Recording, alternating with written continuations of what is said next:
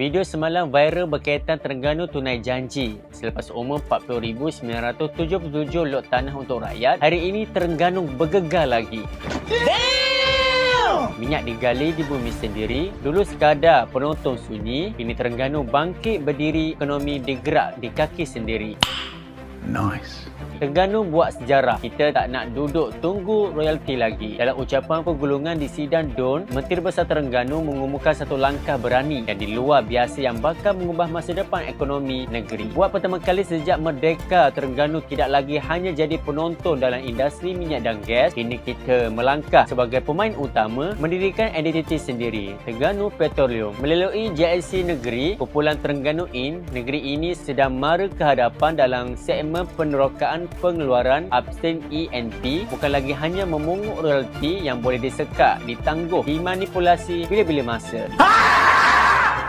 Dua lapangan minyak telah dikenal pasti, rakan strategik iaitu dari Oman sudah bersedia. Perbincangan awal dengan Petronas telah dimulakan. Langkah ini akan menjadikan Terengganu bukan sekadar pengeluar, tetapi pemilik dan pelabur dan pengurus kepada hasil buminya sendiri. Ini bukan cakap kosong, ini realiti baharu seperti gas, kata Yan Ahmad Berhormat Menteri Besar. Ini perkara baharu yang tiada sebelum 2018. Lebih 3 dekad hasil bumi Terengganu mengalir di negeri lain, disalurkan ke pusat. Hanya pulangan 5% royalti diberi kepada negeri, itu pun royalti yang boleh disekak, ditangguh, dimanipulasi bila-bila masa. No! No!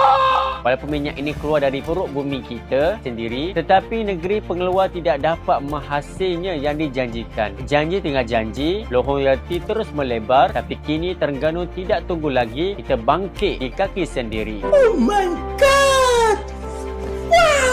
Sarawak ada Petros, Terengganu kini ada Terengganu Petroleum. Terengganu memiliki kepakaran anak negeri yang mahir dalam bidang oil and gas. Sudah tiba masanya mereka berbakti di negeri sendiri, membina ekonomi dan maruah tanah tumpah darah ini. Kita yakin anak watan akan jadi tunjang kejayaan petroleum Terengganu. Rakyat Terengganu kini sedang menyaksikan detik bersejarah, bukan sekadar dalam sidang Dewan, tetapi dalam sejarah ekonomi negeri. 2025 adalah tahun kebangkitan ekonomi anak watan. Kita mulakan dengan berani dan kita akan mara dengan gagah. Saya bahkan